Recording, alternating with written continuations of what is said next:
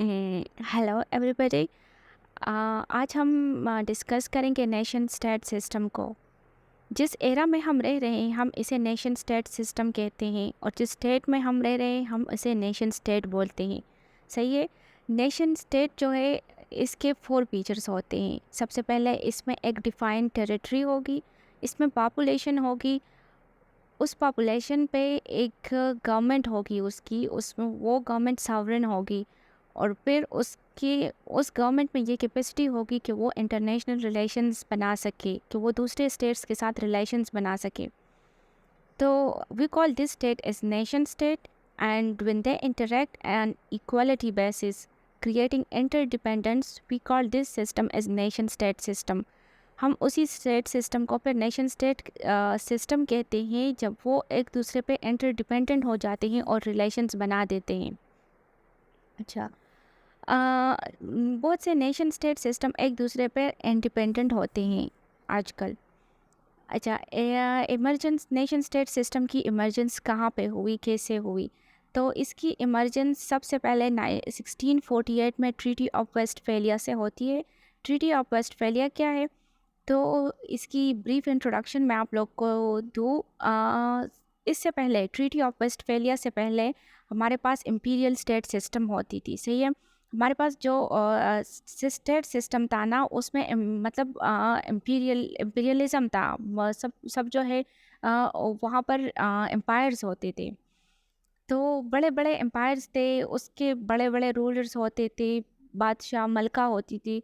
उसके पास एक divine right होता था, मतलब डिवाइन राइट जो अल्लाह की तरफ से बादशाह को चर्च की वो हासिल हो, मतलब चर्च की मदद हासिल करता था वो, ताकि उसे रिलीजियस और पॉलिटिकल लेजिटिमेसी मिल सके। अ, जिसको हम कहते हैं ना कि उस वो इस तरह अलायंस बना देता था बादशाह अपना, मतलब बादशाह जो चर्च के साथ अलायंस बनाता था, तो फिर उसी की वजह से वो सरवाइव कर जाता था, और लोगों को ये क्लेम करता था कि मुझे ये राइट जो है ये खुदा की तरफ से मिला है कि आप लोग कि आप जो है इस पर रूल कर सके, आप इस इलाके पर रूल करें। तो with time Spain a group stood against this law of divinity. इसके खिलाफ एक जो है कुछ लोग जो है वो खड़े हो गए, और उन्होंने इस पावर को जो रूलर्स थे जो रूल करते थे उसको उन्होंने चैलेंज करना शुरू कर दिया, और कहा कि ये क्वेश्चन करना शुरू कर दिया कि चर्च का रोल जो है वो स्टेट में नहीं हो सकता, मतलब मज़हब का रोल जो है वो पॉलिटिक्स में नहीं हो सकता। ये जो है ये इंसान की रीजनिंग नहीं मानती। अ, उसमें उन्होंने कहा कि जो जो लोग खड़े हो गए इसके खिलाफ उसे हम प्रोटेस्टेंट बोलते हैं। सही है।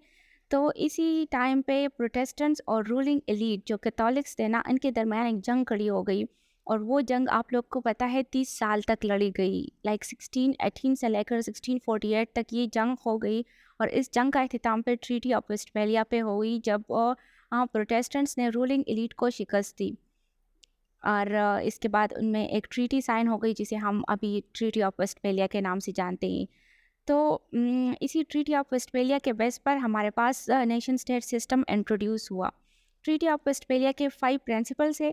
इसमें ये है कि जो है इसने इस पे एम्फेसाइज़ किया कि जो स्टेट्स बनेंगे उसमें टेरिटोरियल इंटीग्रिटी होगी, प्रिंसिपल ऑफ सर्निटी होगी, वहाँ पर इंटरनली और एक्सटर्नली वो सॉवरेन होंगे। मतलब इंटरनली इस तरह के जो मामलात हैं उसमें बाहर से इंटरफेरेंस नहीं होगी, और जो एक्सटर्नली है तो मतलब कि मुल्क खुद मुख्तार होगा, बाहर भी किसी पर डिपेंडेंट नहीं होगा। ठीक है। फिर जो है इसकी जो थर्ड प्रिंसिपल है वो principle of freedom and individual equality है। मतलब कि वहाँ के सिटीजन्स में सोशल इक्वलिटी होगी और फ्रीडम होगी। फिर जो है उसमें प्रिंसिपल ऑफ रिकग्निशन था कि मतलब कोई भी मुल्क दूसरे मुल्क को पॉलिटिकली लेजिटिमाइज करेगा, पॉलिटिकली एक्सेप्ट करेगा, रिकग्नाइज करेगा। फिर जो हमारे पास लास्ट वन है उसमें था कि principle of non non interference, कोई भी स्टेट अपने अंदरूनी मामलात में दूसरे के इंटरफेरेंस बर्दाश्त नहीं करेगा। तो नेशन स्टेट सिस्टम जो है वो स्लोली एक्सपेंड होता गया, और इसको एक ब्रेक थ्रू मिल गया जब वर्ल्ड वॉर वन हुई। वर्ल्ड वॉर वन जो है वो नेशन स्टेट सिस्टम और बड़े बड़े जो एम्पायर्स थे एम्पीरियलिज्म के ख़िलाफ़, मतलब दोनों जो एम्पीरियलिज्म और नेशन स्टेट सिस्टम थे इनके दरमियान जंग लड़ी गई, इनके ख़िलाफ़ लड़ी गई एम्पीरियलिज्म के ख़िलाफ़। इसमें जो बड़े एम्पायर्स थे जैसे Ottoman empire, Hungarian, German, Austrian empire, वो जो है उनके साथ इनकी जंग हुई और इसमें जो है नेशन स्टेट सिस्टम जो है वो फ्लरिश हुआ, स्ट्रॉन्ग हुआ जब बड़ी सल्तनतें छोटी-छोटी ताकतों में, मजबूत ताकतों में आ गई। इसके बाद सेकंड फेज़ में अ, हम जो है देखते हैं कि डीकोलोनाइज़ेशन है।